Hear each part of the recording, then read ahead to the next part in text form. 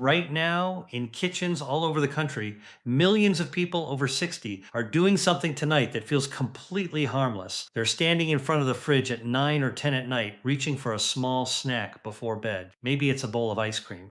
Maybe it's a handful of crackers. Maybe it's just a glass of wine to help them relax. Here's what almost nobody tells them. For a body over 60, the hour before sleep is not a neutral hour. It's a hormonally sensitive window. What you eat in that window can quietly shape your blood sugar, your blood pressure, your digestion, and even how deeply you sleep. For years, without you ever connecting the dots. I'm not talking about junk food you already know is bad for you. Some of the foods on this list are things people specifically choose because they think they're the safe, healthy option before bed. That's what makes this list uncomfortable. And the seventh one on this list is a food that shows up on almost every heart healthy grocery list in America. Yet, after age 60, eaten late at night, it can work against you in a way that surprises even some physicians. By the end of this video, you'll understand exactly why each of these seven foods behaves differently in an older body at night than it does earlier in the day, what the research actually shows, and most importantly, what you can eat instead so you're not giving anything up, just trading it for something your body will thank you for. Let's get into it. Here's the thing about nighttime eating habits, they don't hurt you today. They don't hurt you this week. That's exactly why they're dangerous. A habit that causes zero noticeable harm in the short term is precisely the kind of habit that quietly compounds over 10, 15, 20 years. Think about it this way. A single late night snack doesn't spike your blood sugar into diabetic territory. Single glass of wine before bed doesn't destroy your sleep. A single greasy dinner doesn't damage your heart. But when any of these becomes a nightly ritual, repeated 300, 500, 1,000 times over the years, the body starts keeping score in ways we can't feel directly. We feel the fatigue, we feel the bloating, we feel the I just don't sleep like I used to. What we usually don't do is trace it back to what's happening on the plate at 9 p.m. This matters more after 60 for a very specific biological reason. Aging changes how your body processes food, especially at night. Your digestive system slows down. Your insulin sensitivity, how efficiently your body handles sugar, naturally declines. Your kidneys process fluid differently, which is part of why so many people over 60 find themselves waking up to use the bathroom. Your body produces less stomach acid buffering and slightly weaker muscles in the esophagus, which changes how you handle heavy or acidic meals late in the day. None of this means your body is failing you. It means your body's tolerances have shifted, the same way your tolerance for staying up until 2 a.m. probably has.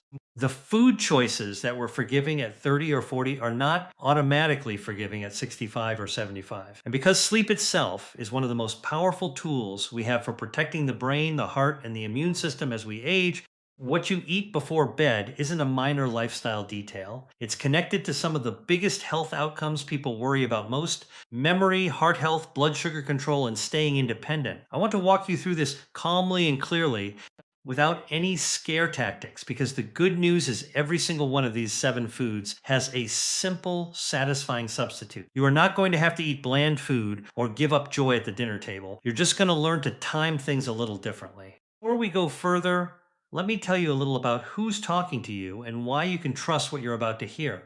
I'm Dr. Michael Hartman. I've spent close to 2 decades practicing internal medicine with a particular focus on preventive care for adults over 50, the kind of medicine that isn't just about treating illness after it shows up, but about understanding the small daily choices that either protect or slowly erode long-term health. I've spent a lot of that time in exam rooms listening to patients describe exactly the kind of symptoms we're going to talk about today. Trouble falling asleep, waking up at 3 a.m. for no clear reason, unexplained heartburn that started out of nowhere in their 60s, blood sugar numbers that crept up year after year despite eating the same way I always have. Everything in this video is grounded in well-established, peer-reviewed research and guidance from respected organizations. Groups like the American Heart Association, the National Institute on Aging, the Sleep Foundation, and major academic medical centers that study nutrition, sleep, and aging. I'm not going to hand you fringe theories or fear-based claims. I'm going to walk you through mechanisms that are well understood in medicine, explained in plain language, so that by the end of this video, you're not just following a list, you actually understand why the list works. Let's start with the science, because once you understand the underlying mechanism, every single item on this list will make intuitive sense. There are 4 biological systems working against you if you eat the wrong foods too close to bedtime after 60. Let's go through them one at a time, simply. The first is blood sugar regulation. When you eat, your pancreas releases insulin, a hormone that helps move sugar out of your bloodstream and into your cells for energy. During the day, when you're moving around, your muscles help soak up some of that sugar. But at night, your body shifts into a completely different mode, a repair and rest mode, and your cells become naturally less responsive to insulin. This is called reduced insulin sensitivity, and it happens to everyone as part of the normal sleep wake cycle, but it becomes more pronounced with age. That means the exact same sugary snack that your body could handle reasonably well at noon can cause a bigger, longer blood sugar spike at 9 p.m. Over years, frequent nighttime spikes are one of the contributing factors researchers link to insulin resistance. The metabolic state that often precedes type 2 diabetes, the second is digestion and acid reflux. As we age, the lower esophageal sphincter, the muscular valve that keeps stomach acid where it belongs, tends to weaken slightly. At the same time, lying down flattens out the natural downhill path food normally takes through your digestive system.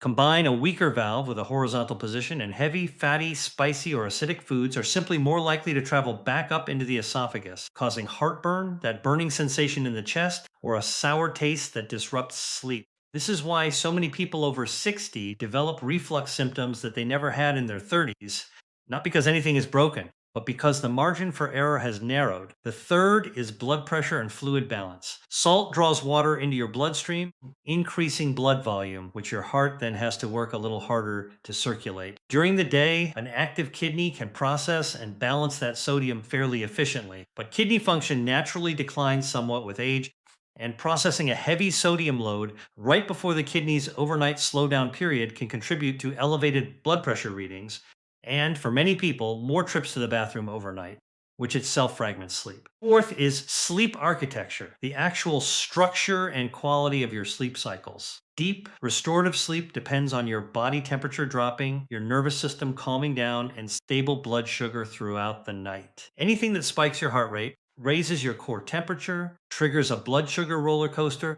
or overstimulates your nervous system late in the evening can prevent you from reaching or staying in the deep sleep stages where your brain does its most important repair work, including the process linked to clearing metabolic waste from brain tissue, something researchers have connected to long-term brain health. Keep these four mechanisms in mind: blood sugar, digestion, blood pressure, and sleep architecture, because every food on this list disrupts at least one, and some disrupt several at once. Let's start with number 1.1, ice cream and sugary desserts. Let's start with the one almost everyone is guilty of: a late night bowl of ice cream, a few cookies, a slice of cake left over from dinner. Most people reach for this because it feels like a harmless comfort, a small reward at the end of the day, and often a much smaller portion than what they'd eat as an actual meal. It doesn't feel like a risky food, it feels like a treat. Here's the hidden problem. Remember what we just discussed about insulin sensitivity dropping at night? A bowl of ice cream is a concentrated dose of sugar and fat hitting your bloodstream at exactly the time your body is least equipped to process it efficiently. This combination, sugar and fat together, actually slows stomach emptying, which sounds like it should help. But it also means that sugar lingers and gets absorbed over a longer stretch of time, right through the hours when you're trying to fall into deep sleep. The resulting blood sugar spike, followed by the inevitable crash a few hours later, is a well documented disruptor of sleep continuity. It's part of why some people wake up between 2 and 4 a.m. and can't figure out why. Research on nutrition and sleep quality, including work published through sleep medicine journals and summarized by organizations like the Sleep Foundation, consistently points to high sugar evening intake as a factor associated with lighter, more fragmented sleep and more nighttime awakenings. The people most at risk here are those who already have borderline blood sugar numbers, what doctors call prediabetes, even if they've never been formally told that. Many adults in their 60s fall into this category without knowing it, because early insulin resistance doesn't cause obvious symptoms. What should you do instead? If you want something sweet in the evening, reach for a small portion of fruit. Berries are an excellent choice because they're lower in sugar than most fruits and come packaged with fiber, which slows sugar absorption. Pair it with a small handful of nuts, and you get natural sweetness with almost none of the blood sugar roller coaster. If you specifically crave that cold, creamy texture, try a few spoonfuls of plain Greek yogurt with cinnamon. Genuinely satisfying, and it works with your body instead of against it. Point two. Salty processed snacks, chips, pretzels, salted crackers. Microwave popcorn loaded with sodium, these are the classic just watching TV snacks, and they feel completely different from dessert. No sugar, no guilt, right? The problem is sodium, and we already covered the mechanism. At night, your kidneys are naturally slowing their processing rhythm, and a heavy sodium load right before bed asks your cardiovascular system to manage extra fluid volume during the exact hours it's supposed to be resting. For many people over 60, this shows up as a puffier face in the morning, or more urgently, as one or more extra trips to the bathroom overnight. That interruption matters more than people realize. Waking up even once to use the bathroom can be enough to prevent your brain from cycling back into deep sleep for quite a while, which means the actual restorative value of that night's sleep drops noticeably, even if you technically spent 8 hours in bed.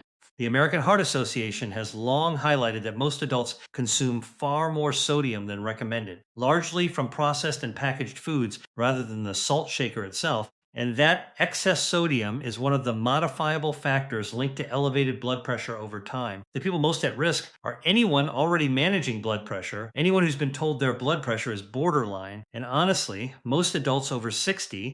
Since blood pressure tends to rise with age regardless of diet, what should you do instead? If you want crunch in the evening, try lightly salted air pop popcorn, a whole grain with real fiber and a fraction of the sodium of typical packaged snacks, or raw vegetables like cucumber and bell pepper with a light dip. You get the satisfying crunch without asking your kidneys to work overtime while you sleep. Point three. Spicy foods, this one surprises people, especially those who've eaten spicy food their whole lives without issue. A late dinner with hot sauce, spicy curry, or chili can feel like nothing more than flavorful comfort food. Capsaicin, the compound that gives chili peppers their heat, does something interesting physiologically. It actually raises your core body temperature slightly and can increase heart rate for a period after eating. That's a fine, even beneficial effect earlier in the day. But remember, deep sleep depends on your core temperature dropping. Eating spicy food close to bedtime works directly against that natural cooling process. Your body needs to transition into restorative sleep. On top of that, capsaicin is a known trigger for acid reflux in people whose esophageal valve has weakened, which, as we discussed, becomes more common with age. The combination of a slight body temperature rise and increased reflux risk is why so many people notice that spicy late dinners that never bothered them in their 40s suddenly leave them tossing and turning in their 60s. Gastroenterology research on reflux triggers consistently lists spicy food, along with fatty and acidic foods, among the most commonly reported dietary triggers for nighttime heartburn. Anyone with a history of acid reflux, GERD, or even occasional heartburn is at higher risk here, as is anyone who has noticed their sleep has gotten lighter or more restless in recent years without an obvious cause. What should you do instead? Enjoy spicy meals. They have real benefits, including some research suggesting capsaicin may support metabolism, but shift them earlier in the day, ideally finishing at least 3 to 4 hours before bed. In the evening, favor milder herbs and spices like basil, rosemary, or turmeric, which add flavor without the heat-driven physiological effects. We've covered 3 so far, and I know some of you are already thinking about your own evening routine. But I want to tell you now, the next few items include one that almost every health conscious senior keeps in their kitchen specifically because they think it's the safe, smart choice. And the very last item on this list is one that surprises people the most because it's something doctors themselves often recommend during the day for heart health. Before we get there, if you're finding this useful, this is a good moment to hit subscribe. I put together videos like this every week. Practical, evidence-based, no fear-mongering, just what the research actually shows about protecting your health as you age. It genuinely helps more people find these videos when you're subscribed, so if you'd like more of this kind of straightforward guidance, consider joining the channel. Now, let's keep going. Point 4. Fried and heavy fatty foods, fried chicken, a late fast food run, a heavy plate of creamy pasta at 9 p.m. This is comfort food in its most literal sense, and it's easy to justify late at night because it feels satisfying and filling. But fat is the slowest macronutrient to digest. While protein and carbohydrates move through your stomach in a couple of hours, high-fat meals can sit in the stomach for 4 hours or more. That means when you lie down to sleep an hour or two after a fried, fatty dinner, your digestive system is still actively working, and a stomach that's still full and processing fat is far more likely to allow acid to travel backward into the esophagus. The same reflux mechanism we discussed with spicy food, but often even more pronounced, because fat specifically relaxes the lower esophageal sphincter, the valve meant to keep stomach contents down. There's also a metabolic angle. A large fatty meal at night triggers a bigger, more sustained release of digestive hormones and can elevate triglycerides, a type of fat in your blood, for longer than the same meal eaten earlier in the day, because your body's fat processing efficiency also follows a daily rhythm that slows in the evening.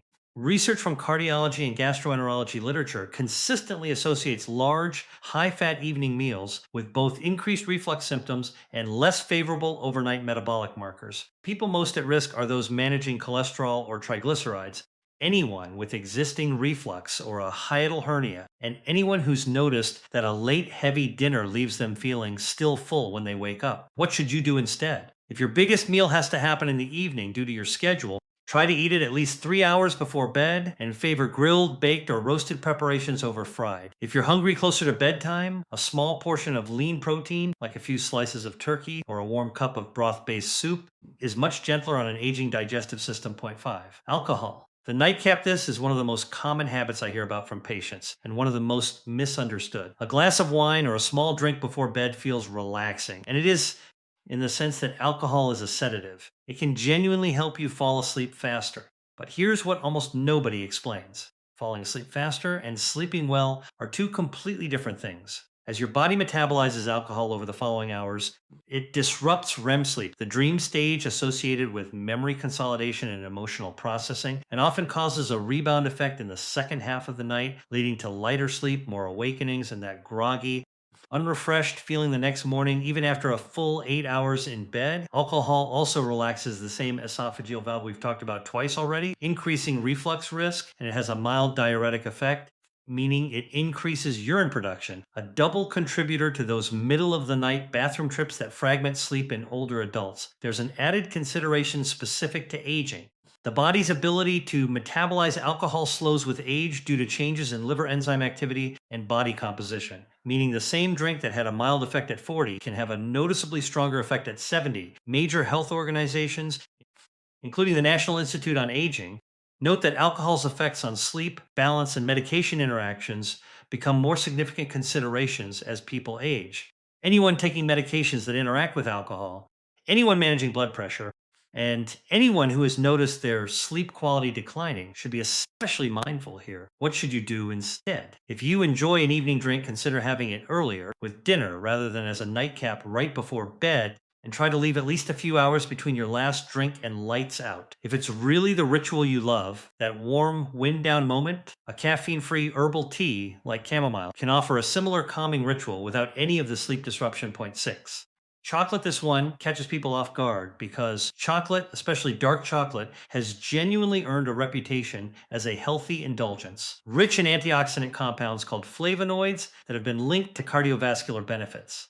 The hidden issue is caffeine and its close cousin theobromine, both of which are naturally present in cocoa. Dark chocolate in particular can contain a meaningful amount of caffeine, sometimes comparable to a portion of a cup of coffee, depending on the cocoa content. Most people don't think of chocolate as a caffeinated food, so they don't connect their 9 p.m. square of dark chocolate to the fact that they're staring at the ceiling at midnight. What makes this more relevant after 60 is that caffeine metabolism slows with age, largely due to reduced activity of the liver enzymes responsible for breaking it down. The same amount of caffeine that cleared your system in 4 hours at 30 might take 6, 7, or more hours to clear at 70, meaning that evening chocolate is still actively stimulating your nervous system well into the night. Sleep researchers have documented that caffeine's half-life, the time it takes your body to eliminate half of it, varies by individual but tends to lengthen with age, and that even caffeine consumed 6 hours before bed can measurably reduce total sleep time in sensitive individuals. The people most at risk are anyone who considers themselves sensitive to caffeine, anyone taking medications that further slow caffeine metabolism,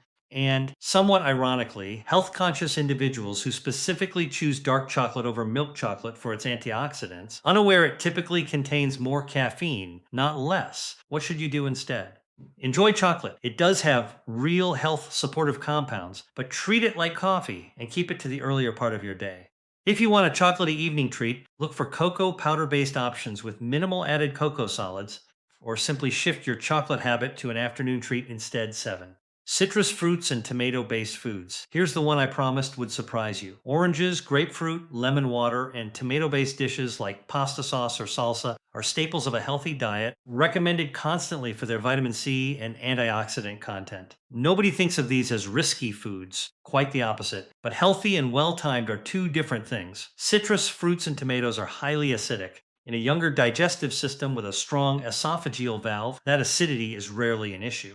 But we've already established that this valve tends to weaken with age, and a highly acidic food eaten close to bedtime, combined with lying flat, is one of the most reliable triggers for nighttime acid reflux. Arguably more so than spicy or fatty food for many people, because the acidity is direct and immediate rather than something that builds through digestion. There's a second layer here, too. Tomato based sauces are often paired with rich, cheesy, or oily dishes. Think pasta with marinara and parmesan, which stacks acidity on top of fat, compounding the reflux risk we discussed earlier. Gastroenterology guidance frequently lists citrus and tomato products among the most common self reported dietary triggers for heartburn, right alongside spicy and fried foods, which is exactly why this item surprises even some physicians early in their careers, because it doesn't fit the intuitive picture of an unhealthy food. The people most at risk are anyone with a history of reflux, anyone who has noticed a burning sensation in their throat or chest after a tomato heavy dinner, and anyone who enjoys a nightly glass of lemon water as part of a wellness routine without realizing the timing may be working against them. What should you do instead? These foods are genuinely good for you. The goal isn't to avoid them, it's to time them better.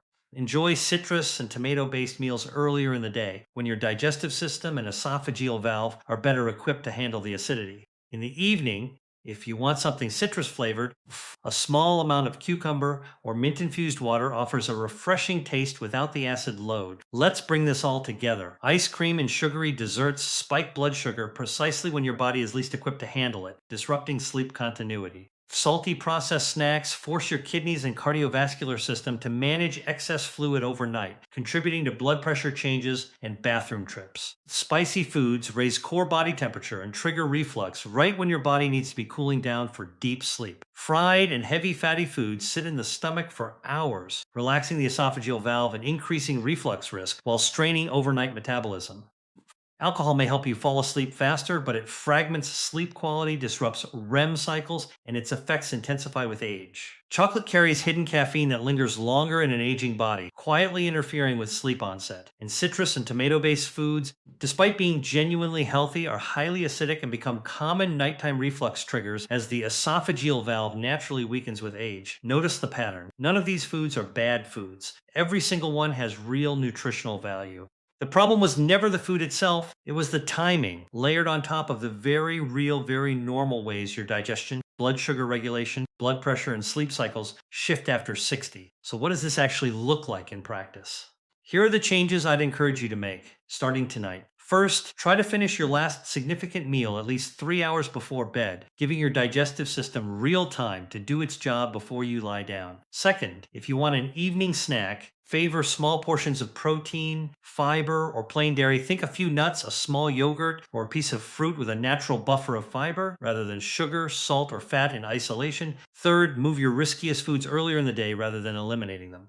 Your spicy lunch, your glass of wine with dinner, your morning grapefruit, your afternoon square of dark chocolate, these can all stay exactly where they are in your life, just shifted a few hours earlier. Fourth, pay attention to your own body's feedback. Notice heartburn, restless sleep, or more nighttime bathroom trips after a particular evening food. That's valuable information specific to you, and it's worth mentioning to your doctor, especially if it's a new or worsening pattern. Fifth, and maybe most importantly, don't aim for perfection.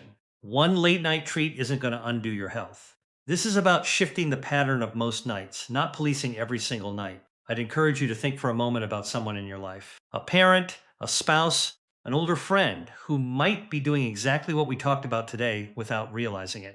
Sometimes the most caring thing we can do isn't a grand gesture. It's simply sharing information like this with someone we love so they can make small adjustments that protect their health for years to come. I'd love to hear from you in the comments. Which of these 7 surprised you the most? For a lot of people, it's the citrus and tomatoes. For others, it's the chocolate. Let me know. And if you found this helpful, please consider sharing it with someone who might need to hear it. It genuinely helps this information reach more people who could benefit from it.